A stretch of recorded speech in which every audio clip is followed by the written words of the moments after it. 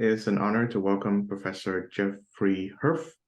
He is the Professor of History Emeritus at the University of Maryland, and he is the author of multiple books, including this recent volume, Israel's Moment, International Support for and Opposition to Establishing the State of Israel, 1945 to 1949. How are you today, Jeffrey? Thank you for joining us. I'm well, and it's a pleasure to be here. Thank you for inviting me onto this podcast. So I should like to begin by reviewing a article that you wrote for Quillette, reviewing a book titled "The Controversialist" by one Martin Paris. He is known as the former owner and publisher of the New Republic magazine, and The Controversialist is his memoir. So to what extent has Martin Peretz, I guess, fulfilled his the title of the controversialist? Oh, well, of that, there's no doubt. Peretz established a very distinctive voice for the New Republic, which was in the traditions of American liberalism,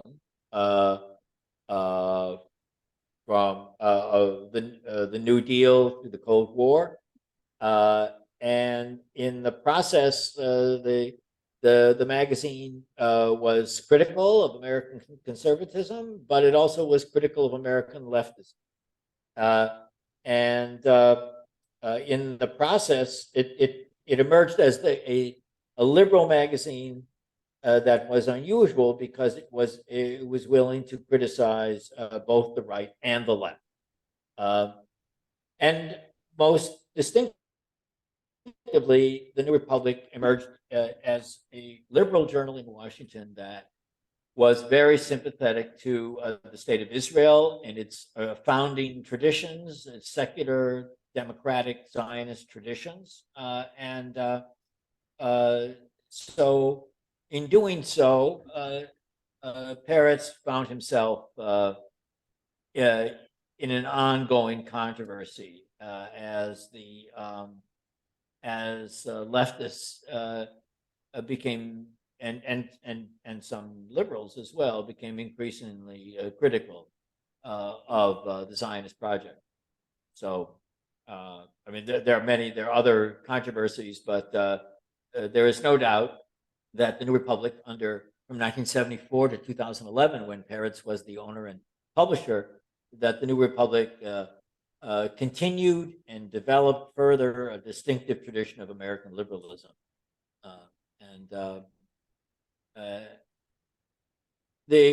As the political world divided into polarized camps of left and right, the New Republic under Peretz's direction was unusual in attempting to, as I said, articulating a liberal position that sometimes dissented from leftist conventional wisdom. Mm-hmm. So you mentioned that Peretz is also a supporter of the State of Israel. So how is his support for the Zionist project, as you call it, connected to his support for American liberalism? Oh, that's a good question. The support for the establishment of the State of Israel goes back to President Harry Truman and to American liberals and even American leftists, actually, in the late 1940s, because they viewed the establishment of the State of Israel as a continuation of the anti-fascist, anti-Nazi, liberal, leftish moods of the late 1940s, and that was intended as a blow against racism and also a realistic assessment of the state of the Jews in a world population in the late 1940s that was, I'm just guessing now, 4 or 5 billion people. The maybe 11, 14 million Jews who were left after the Holocaust needed a state in order to defend themselves and to survive. It became apparent that the world religions could be, especially Christianity and most certainly that, but later Islam could be interpreted in ways that were anti-Semitic. So liberalism stood for the defense of otherness, of pluralism, of difference, of the acceptance of difference, of the acceptance of a plurality of religions in this world. So in that sense, the pro-Zionist stance that Peretz and others, such as the book review editor Leon Wieseltier, that stance that they articulated was very much in the tradition of the liberal defense of plurality and difference. Why is it in a world of 50, 100, 150 different nation states, should there not be room for one state in which the Jews would feel safe and secure? So in view of the political currents of the last 30 or 40 years, this all sounds very unusual, but American liberalism was at one with support for the Zionist project, and that was the New Republic was a firm supporter of the civil rights movement. It supported all the legislation against racial segregation, and was also an early advocate of equality for gays in the United States and for gay marriage. It was less forthright about feminism, but implicitly it also believed in equality between men and women. So in that sense, for the editors and the writers and the readers of the New Republic, support for the Zionist project was part of a broad liberal consensus. In our view, I was part of it. So this year, 2023, marks the 75th anniversary of Israel's founding. I've addressed this with many other thinkers about when it comes to the topic of Israel. So I'd like you to offer a historian's perspective on this momentous occasion. Well, it's remarkable that Israel still exists. It's essentially been at war since it was founded, in the sense that it has been surrounded by hostile neighboring states. Gradually, the neighboring states, Egypt, first of all, wearied of attempting to eliminate Israel. Then Iran picked up that mantle. So just the survival of Israel as a democracy over these 75 years is a remarkable accomplishment. Israel was a very poor country in the 1950s. There were many, many impoverished, traumatized survivors of the Holocaust who came, and many very poor immigrants coming from Jews coming from North Africa and other states in the Middle East. This very poor country emerged as a economic powerhouse, and of course, its military is world famous. I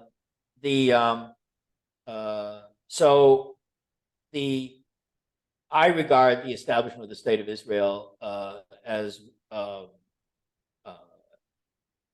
an enormously important moment that put an end to 2,000 years of Jewish statelessness, and that the establishment of Jewish sovereignty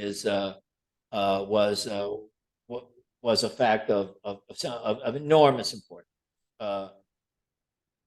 That said, the original Zionist vision in the Declaration of Independence, which declares the equality of all the citizens of the State of Israel. And the acceptance of the founding generation to divide British Mandate Palestine into the State of Israel into a Palestinian state. That founding Zionist vision has been attacked by the current coalition regime led by Prime Minister Netanyahu.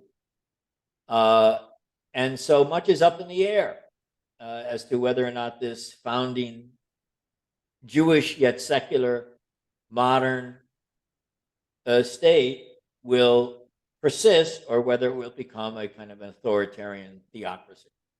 And that issue is unresolved and up in the air. But the Israel that Peretz and the New Republic fought for, or that I described in my book Israel's Moment, is one that is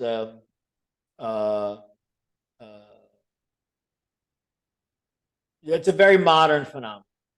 It links to centuries of Jewish ethical, moral traditions, but it is struggling to defend itself.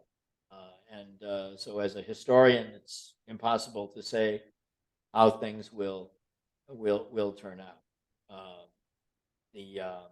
The other issue that a historian of modern European and German history, such as myself,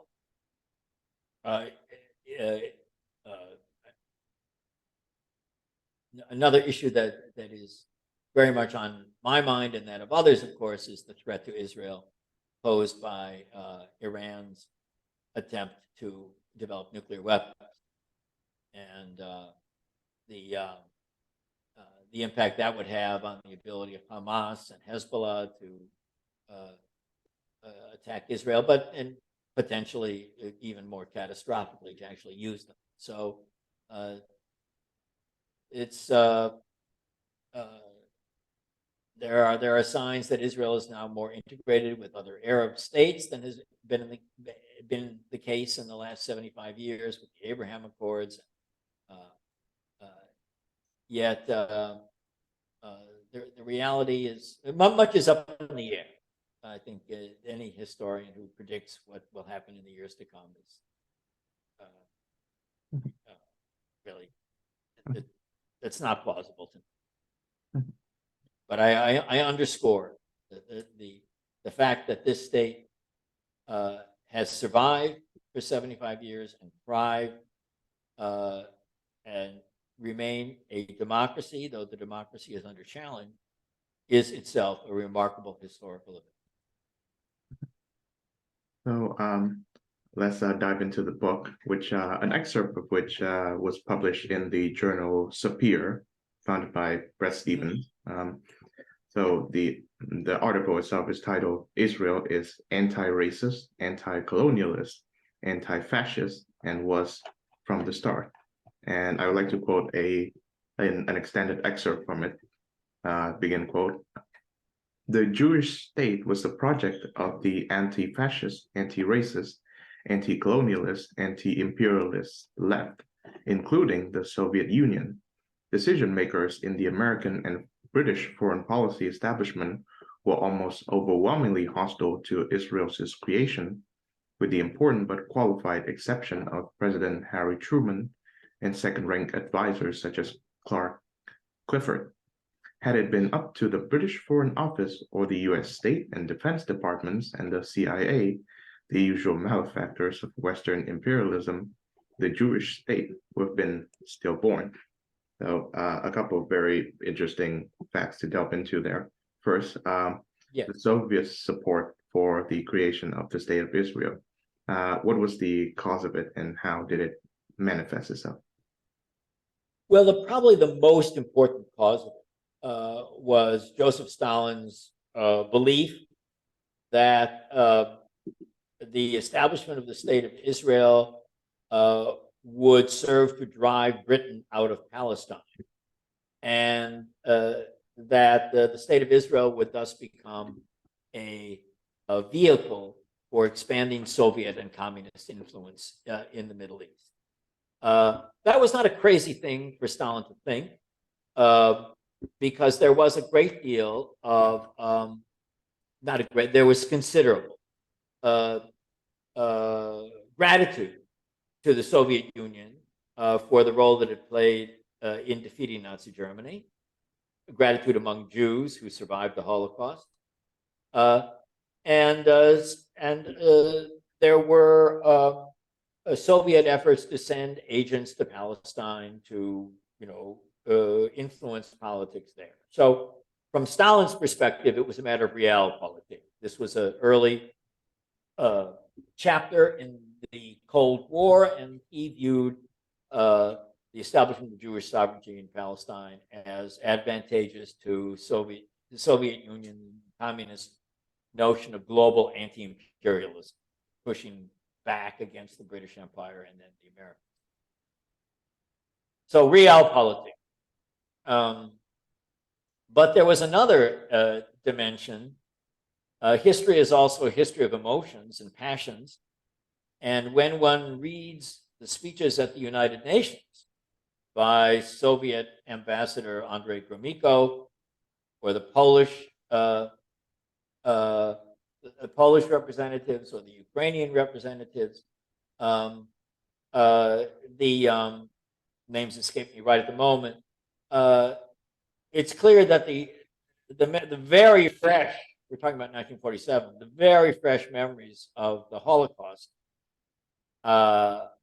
were important, and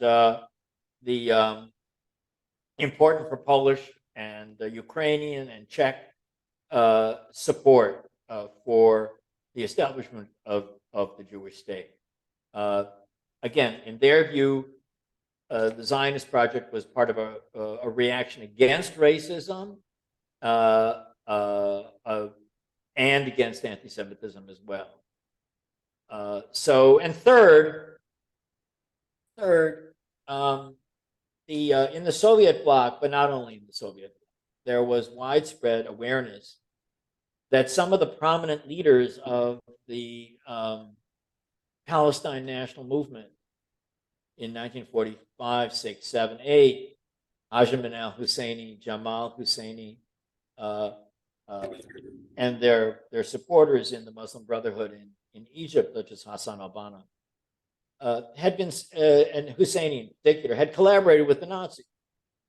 So the Palestinian leadership in 1947-48 at the United Nations was not viewed as part of the global left, as the Palestine Liberation Organization eventually came to be viewed in the 60s and 70s and 80s, but rather as an after effect of the Nazism and the impact of Nazi ideology, or the fusion of Nazi ideology with Islamist forms of anti-Semitism. And my friend and colleague Matthias Kunzel in Germany has made this point in a book published in 2019 in German, Nazis in der Nahe Ost, and that book was just published in English by Routledge. Nazis, anti-Semitism, and Nazism and Islamic anti-Semitism. The title escapes me right at the moment, but that book is published, just been published by Routledge, literally several weeks ago. It's in English. The German was in 2019. Now it's available in English. So those three factors: realpolitik, emotions, and the memory of Nazi collaboration. And there's a fourth factor as well, and that is that during the war, the Allies perceived the Jews as being partisans of the Allied war against Nazi Germany. That was also a follow-up question to that. So Islamists or Arabians anti-Semitism comes from the fact that they believe that the Jewish state should not exist, or at least should not exist in Palestine.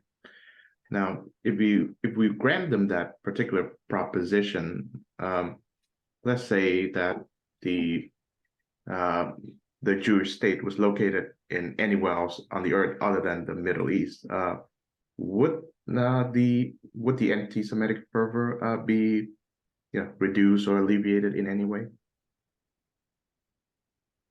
Well, in the late 1940s, there wasn't some other place in the world that was willing to accept Jews.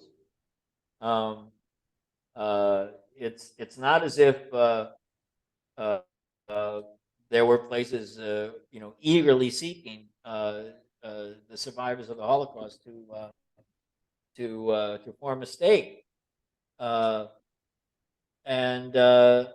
for the Jews themselves, forming a state elsewhere did not have the same resonance, or emotionally or culturally, that forming a state in Palestine had, because there had been a Jewish presence there for centuries, because it had a resonance within the religion of Judaism.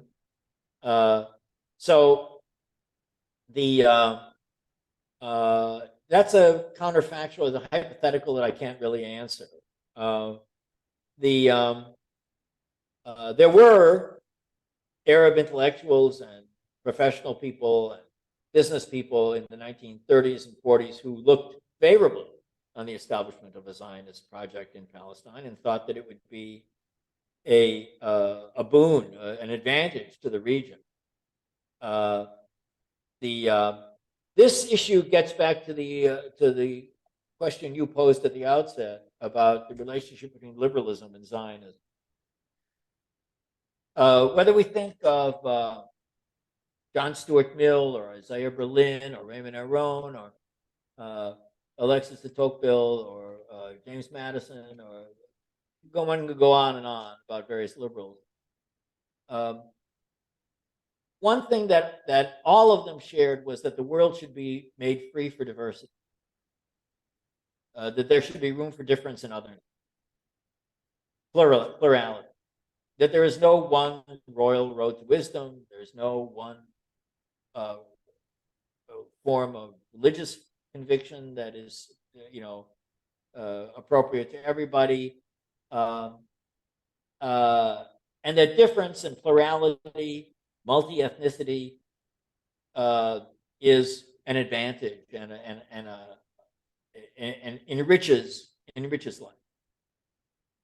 And one of the things that became evident in 1946, 47, 48 was that there were Arab leaders who rejected the Zionist project, who made the case that the Arab world was a cultural and even racial homogeneity, and it would be undermined by the presence of this other, this Jewish other. Jamal Husseini made that point in several speeches, one in London, one at the United Nations in 1947. In view of the extent to which Zionism was associated with racism in subsequent decades, one of the things that I wanted to underscore in Israel's moment was the racism of the Palestinian nationalist leadership in 1947. That's not to say the racism of all Arabs or all Islam. That's not what I'm saying. That's not what the evidence indicates. But that these particular leaders, Haj Amin and Jamal Husseini, made racial arguments against the presence of any Jews in the Arab world, because they wanted to see the Arab world remain homogeneous culturally and religiously. So they have not been asked enough then and since. Why is it so difficult for you to coexist with Jews on an equal basis? What's so terrible about that? This is an extremely important issue, especially because in much global political discussion at the United Nations and elsewhere, the arguments about racism and Zionism are reversed, and the shoe is put on the other foot. So I went on a bit long there, I'm sorry, but You're asking very, very delicate and important questions. Thank you. Let me put it this way. Yeah. That the Arab leadership of the 1940s and 50s and 60s made an enormous blunder in not understanding the benefit that the state of Israel represented for the region, and not accepting the possibility of establishing a Palestinian state on what is now the West Bank and Gaza and also what is the northern coast of Israel.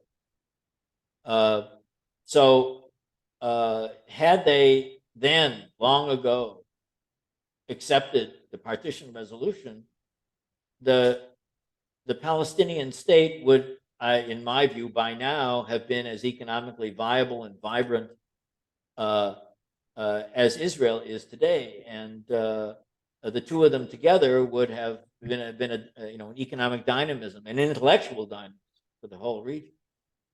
So that's very people too often forget that the Palestinians had the option of forming a state of their own, and they refused to do it. Rather, they focused on trying to get rid of Israel. So that is a tragedy. Yes, and I think I'd like to follow up on that with so you mentioned Haj Amin al-Husseini, or better known as the Grand Mufti of Jerusalem at that time, as well as I think he was very much a hero to Yasser Arafat, the Nobel Prize recipient of the Oslo Accord, with whom an airport is named after. And Yasser Arafat is in turn held by many living Palestinian Arabs or Palestinians as a hero. But both of them share this conviction that the state of Israel should not exist. And I think that is very much in conflict with, I think, our liberal sentimentality that for the ongoing situation between Israelis and Palestinians to conclude in the happiest or at least tragic way possible, there has to be two states living side by side, one for the Israelis and the other for the Palestinians. But nevertheless, we have to contend with the fact that the Palestinian nationalist movement has this anti-Israel strain in it. So how would you contend with that? Well,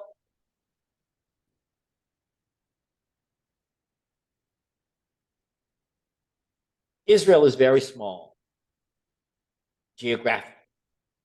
I don't know how many times it would fit into the state of Austria, but several times. And what the Palestinian tradition of rejection produced was especially after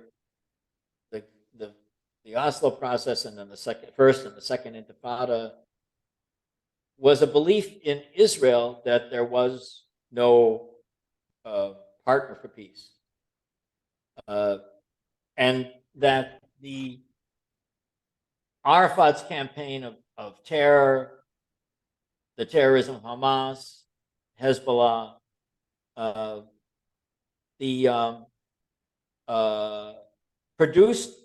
pushed the Israeli political spectrum to the right, meaning by right, growing skepticism that there were Palestinians who wanted to do a deal.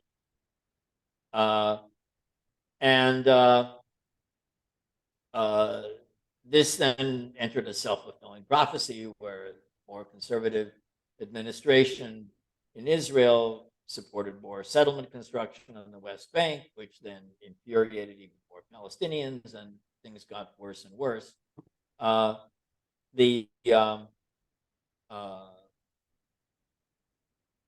It's the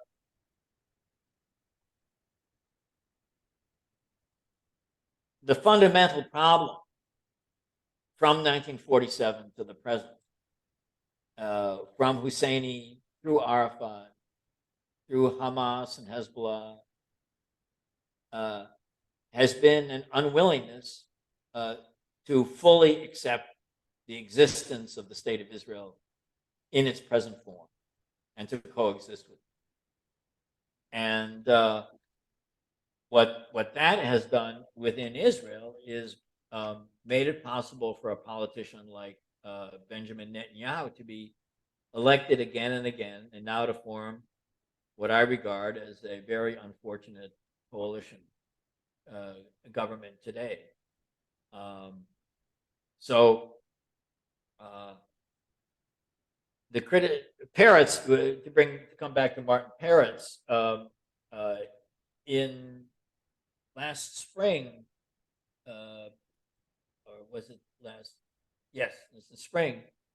He signed a letter in the Washington, an article in the Washington Post with the political theorist Michael Walzer, with the literary critic and writer Leon Wieseltier, and the author Paul Berman, in support of the protests against the Netanyahu government's attempts to, quote, reform the judiciary, which was another way of trying to rein in the power of the checks and balances of the Supreme Court. So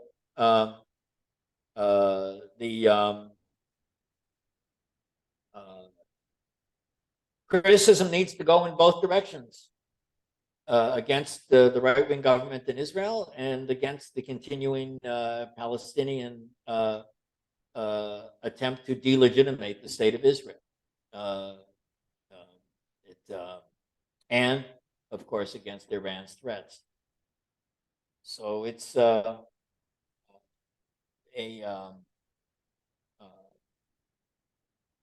I said a while ago,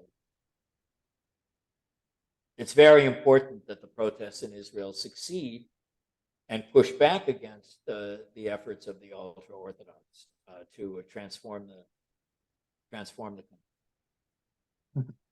And that's why the book Israel's Moment, and here I'm speaking, of course, out of my self-interest as an author, I do hope that many people will actually read Israel's Moment, because I think the early history of the country is not well known. The early history of the international context in which the state of Israel was established is not well enough known.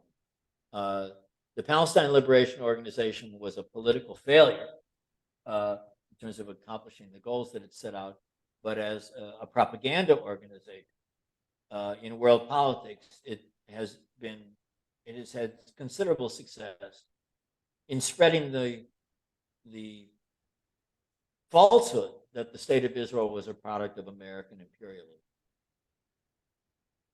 And when one looks at the actual documents of those years, it becomes clear, as the passage you read from the book indicates, that the Central Intelligence Agency, the Pentagon, and the State Department all agreed in the United States that the establishment of the Jewish state in Palestine would be a blow to American national security interests, because it would undermine, or could undermine, access to Arab oil. And in their view, in 1947, 48, they also were very worried that the state of Israel would become an ally of the Soviet Union and the communists in the Cold War. Neither of those things happened, but the opposition was very consequential. And when the Jews in Palestine needed arms during the War of 1948, they did not come from Britain or the United States. On the contrary, they came from communist Czechoslovakia. So this is, but these realities of 1947-48 became obscured as a result of the PLO's propaganda campaigns, especially at the United Nations. So you mentioned that American opposition to the Zionist project when it was being first conceived, the moment between 45 and 49 consists of very formidable figures, including Secretary of State George C. Marshall and one George Kennan, whose Yes. blueprint for the Cold War he authored. Yeah.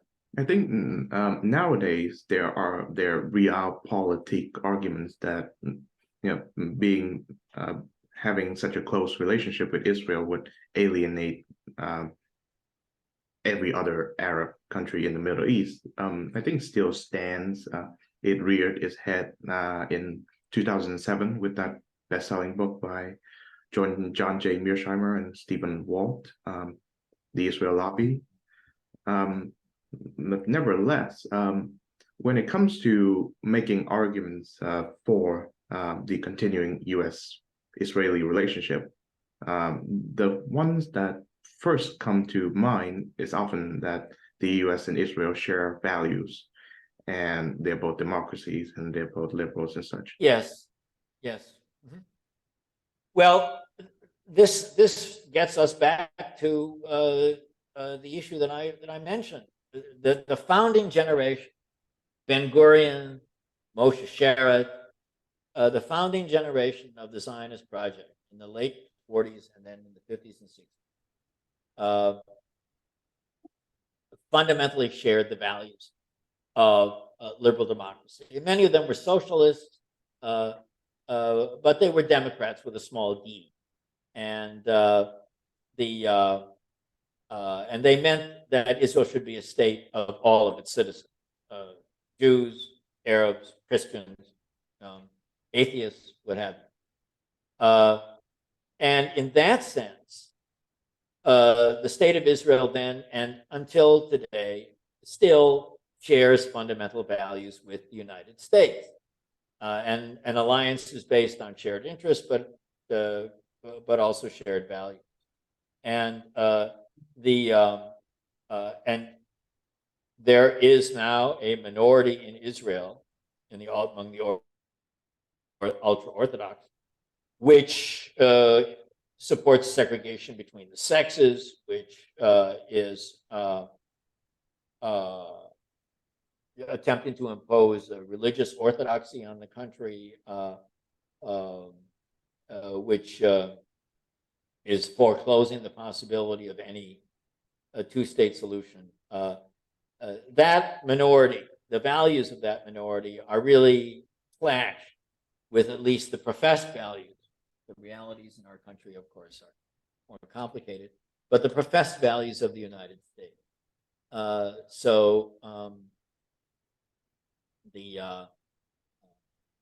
Much is up in the air, much is at stake in the current current protests and controversies. It's very important that protests succeed, in my view. Very important. Of course. Your question. There was another part of your question that I wanted to respond to. Could you repeat your question again? Right. I was just getting at the fact that is there a realist argument for American support for Israel? Oh yes. Well, the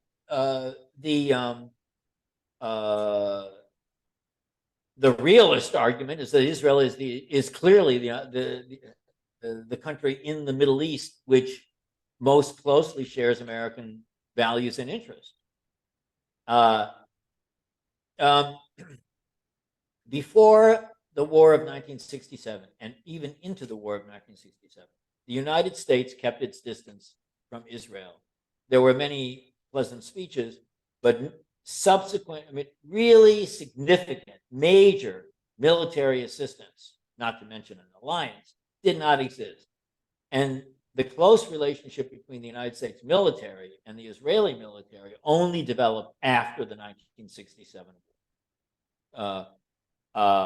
And in the year or two before the 1973 war, and then the 1973 Yom Kippur War was the crucial moment in which the American alliance with Israel really became a reality when the United States resupplied the Israeli military. So it became evident to Richard Nixon, President Nixon, who himself had fairly conventional, if moderate, anti-Semitic stereotypes about Jews, it became evident to Nixon that the state of Israel was an asset, not a liability, in the Cold War, and that was reinforced in counterterrorism operations, and then after the Cold War, when Al Qaeda attacked the United States and other places, Israel's emerged as a kind of, as the expression goes, canary in the coal mine, an early warning signal about Islamist terror. So, but like you mentioned, the Mearsheimer and Walt book, and my colleague Andrei Markovits and I wrote a letter to the London Review of Books soon after an article of theirs was published criticizing their argument, which implied that the Israel lobby in the United States was responsible for making the case for war in Iraq. That's a very long discussion, but I do want to bring another book to your attention. It's by the American historian Melvin Leffler. And Leffler is one of the leading historians of American foreign policy during the Cold War. And he has recently, I think 2 or 3 months ago, published a book on the decisions, I don't have the title offhand, on the decisions of the United States to go to war in Iraq. And he demonstrates quite convincingly, in my view, that the Mearsheimer-Walt thesis was wrong, and that the decision to go to war in Iraq had nothing to do with Israel, but overwhelmingly was due to the fact that President Bush and Vice President Cheney and Secretary of Defense Rumsfeld and Chairman of the Joint Chiefs Colin Powell and he was Secretary of State then, all were worried about a second attack. And preventing a second attack after 9/11. The Leffler book is important and should receive a lot of attention from anybody who's interested in those issues. Leffler, Melvin Leffler. Can you remind us what the title is? It's somewhere in the study here. I don't have the title right off the bat, but Iraq is in the title. The Bush administration and Iraq, something along those lines. Okay. He would be a very interesting person to have on this podcast as well. So okay. I'll keep a lookout for him. The third country that I would like to mention is the United Kingdom. And I think in some ways, there is still argument over whether the United Kingdom facilitates the conditions for the existence of the State of Israel or it hinders it. Obviously, we see that Winston Churchill, who was Prime Minister, was an ardent Zionist, who was very much supportive. Yes. The Jews establishing their own state, but there were a lot of laws and acts when the land was still under the British mandate that hindered migration from Jewish migration to the land. That's right. Yes. Well, given you're in Vienna, I would encourage you to get in touch with Bernard Wasserstein, who was an emeritus professor from the University of Chicago, but I think he still lives in Amsterdam. And Wasserstein wrote the classic work Britain and the Jews of Europe, which was a study of British efforts to prevent a Jewish emigration to Palestine during World War II in the hopes of not antagonizing Arabs in the course of the war.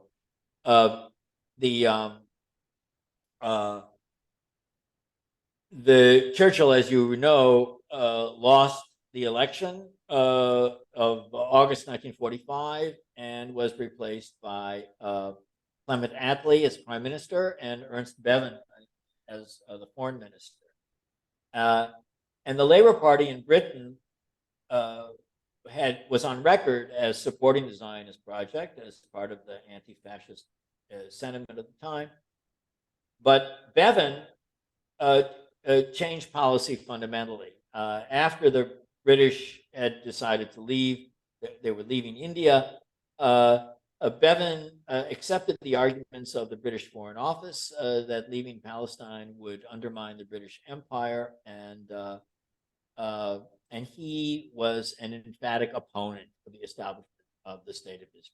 And the British Navy played a very important role in preventing Jewish immigration to Palestine from ports in Italy and France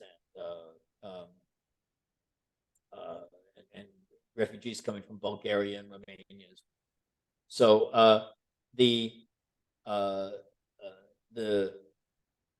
at the time, the establishment of the State of Israel was viewed as an anti-imperialist project by French socialists and communists, British liberals, American liberals. That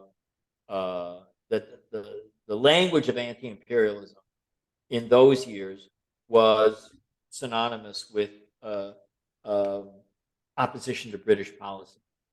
So yes, the Balfour Declaration made it possible for Jewish settlement, facilitated some Jewish settlement, but the initial Peel Plan in 1937, the initial partition resolution of the United Nations were very, very generous to the Palestinians.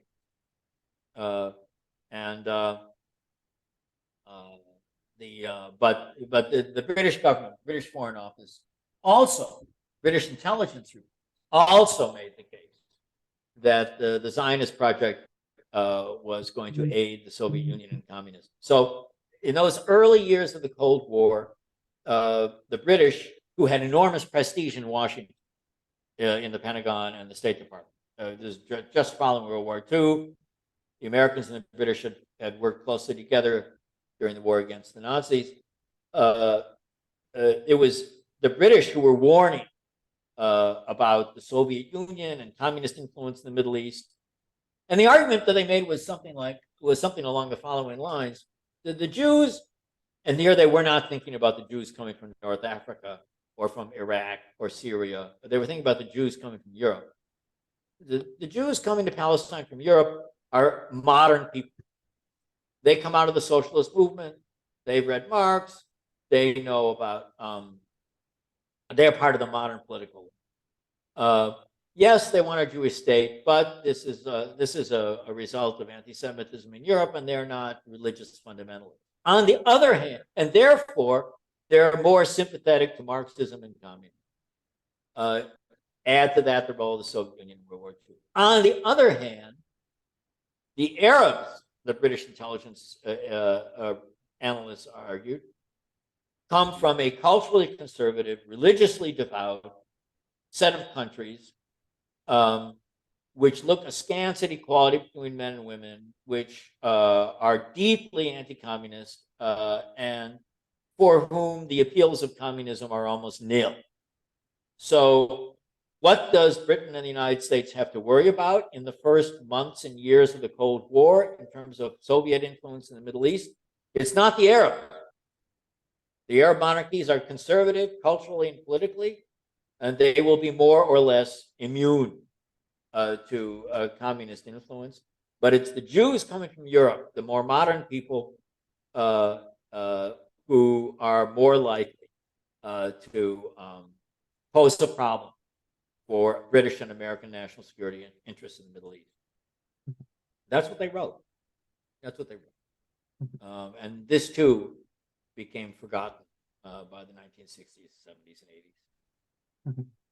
Perhaps a reason why I think much of the history that you recorded in Israel's this moment remains forgotten is that the status quo today is, I would say, radically different from what it was in 45, 49. Yes. I think it was Walter Russell Mead in his book, The Ark of a Covenant, recorded that the two forces that were central to the creation of the State of Israel to begin with was the United States' Democratic Party, which was at the time Harry Truman was president. Right now, we have a small but vocal faction of the party that questions U.S. aid to Israel, amongst other decisions. and also the United Nations with its partition resolution. Right now, the UN is condemning Israel every 2 to 5 resolutions. And of course, you mentioned the Soviet Union too. So to what extent did the United Nations help and also hinder later on Israel's existence as a state? Well, when Bevan, in January of 1947, threw up his hands and said, we cannot figure out a way in which the Jews and the Arabs in Palestine can get along. An alternative policy on his part would be to say, we're going to implement the Balfour Declaration and create 2 states. But he didn't do that. He said, let the United Nations sort it out. And when he did that, he believed, and it was not a implausible belief, that there would be a majority in the United Nations opposed to the establishment of the state of Israel. That's what he expected. When the Soviet Union, for reasons that I discussed earlier, when Gromyko made his famous speech in May of 1947, saying if the Jews and Arabs can't get along, then we would support a partition resolution of 2 states. At that point, the basis for a 2/3 majority in the United Nations to support the partition resolution was established. And the Soviet Union and the Soviet bloc were more emphatic about supporting the partition resolution than the United States was initially.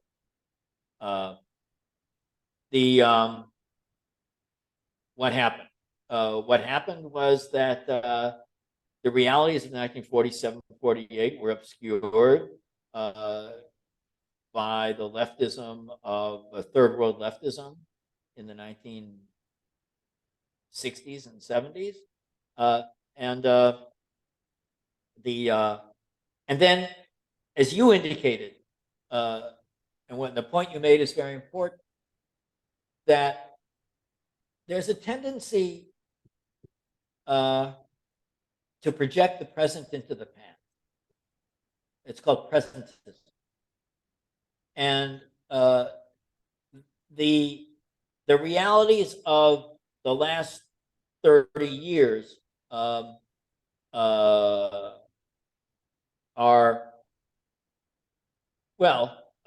in which the 40 or 50 years in which Israel is a close ally of the United States, that is projected back into the founding years. In order for this thing to get settled and for there to be a peaceful settlement, the original Zionist project needs to be returned to power in Israel, and the Palestinian leadership needs to stop trying to delegitimate the state of Israel and instead to acknowledge that it wants to form a state of their own on living side by side with the state of Israel. Those 2 things need to happen: fundamental rethinking among the Palestinian leadership, and a return, a revival, affirmation of the founding Zionist project. At least as regards questions of state and religion and those kind of things. The Israeli economy is very different than it was in the 1950s and 60s, and that's a good thing. But yeah, so there's a lot of uncertainty. One of the things that is promising has to do with the efforts of German intellectuals, such as Matthias Kunzel and Stefan Grijat and Lars Rensman and Under the Kahana and Martin Yonder,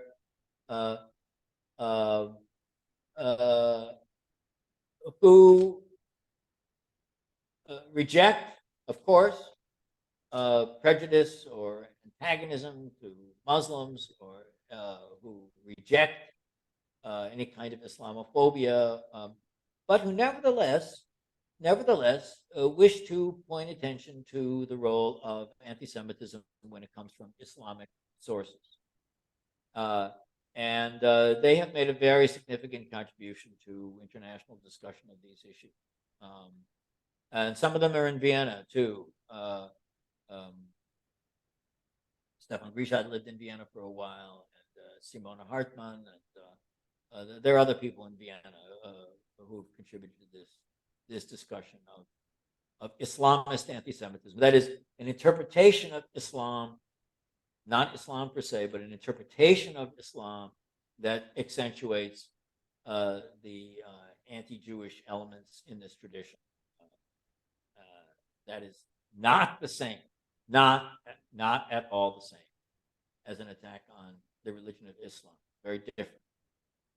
It applies the same principles to the Islamist tradition as one would apply to those elements of Christianity that fostered Jew hatred and that were one contributing factor, not the only one contributing factor. So, among younger people, younger intellectuals in their 20s, 30s, and 40s in Europe, I see some ray of hope. A bit of the original spirit of the New Republic in the Peretz era lives on today in the willingness of liberals on both sides of the Atlantic, in Britain as well, to denounce anti-Semitism of all forms and racism of all forms, whether it comes from the right, left, Islamists. That, I think, is a hopeful sign, and that a younger generation will do better than my generation in articulating an intellectual political perspective that is less polarized than what we've been accustomed to. Of course, a discussion on Islamic anti-Semitism is something that I would be very open to. It is not something that the Western mind is very much familiar with, but it is not uncommon in the Middle East to find Arabic translations of, say, Mein Kampf or the Protocols of the Elders of Zion, if I get that correctly. Yes, no, that's true, and that's why Matthias Kunzel's work is so important. See, if you hold on just a second, I'll get the exact title of this book. Here we are. Okay. Yes, this is Nazis, Islamic Anti-Semitism in the Middle East, the 1948 Arab War against Israel, and the aftershocks of World War II. Here is the book. It was just published several weeks ago by Routledge in London. It is the English translation of his 2019 work. On the 2019 work is Nazis unter Nahe Osten. That's 2019 work, but so it is. This is 150 pages with notes, and yes, anybody who's interested in this issue would be well advised to read Kunzel's very recent book. It was just published 2 weeks ago. Where the copyright the publication date is 2024, but there it is. It's and I should add that I wrote the foreword to the book, to the English language edition. So I'm an interested party here. But I hope you and others who are viewing this podcast will take a look at that work. Of course, I'll keep a lookout for it. So a concluding question. Why should we remember the events that occurred in the State of Israel and surrounding the State of Israel between 1945 and 1949? Well, as a historian, we should remember them because I think that they've been obscured as a result of 75 years of hostile propaganda, and that the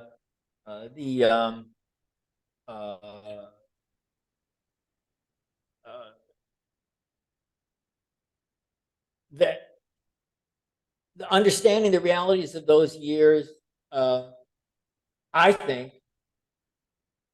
Well, first of all, I'm a historian, and so I'm interested, to the extent that I'm able to do so, to try to write about what I think and what the evidence indicates is the truth about what happened. So, just in terms of an era of misinformation and social media nonsense, and just in terms of the value of truth, it's important to remember and what actually took place. And second, I think that the more awareness there is of what actually happened in the 1940s, the more it will be possible to bring this intractable conflict to a compromise solution. And perhaps there will be young Palestinians, perhaps, who would be willing to take a second look at the history that they've been taught, and that it really would be in their best interest to exist side by side. And third, the book is important for Israelis because it also reminds them of what the founding Zionist generation believed and what they were trying to accomplish.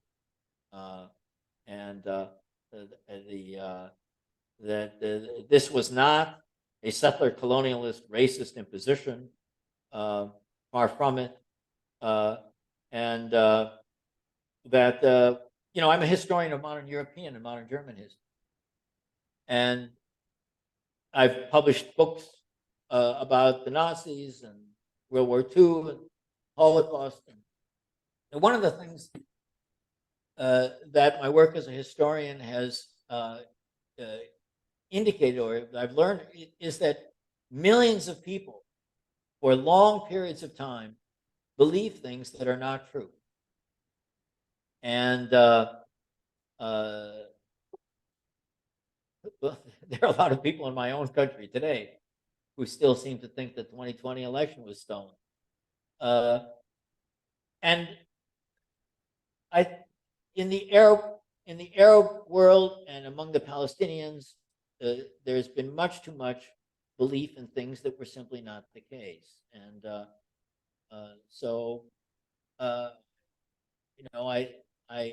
I think that recognizing the realities of the late 40s will, I hope, make some contribution, some small contribution to a political climate in which this intractable conflict can, at some point, come to a peaceful and compromised solution.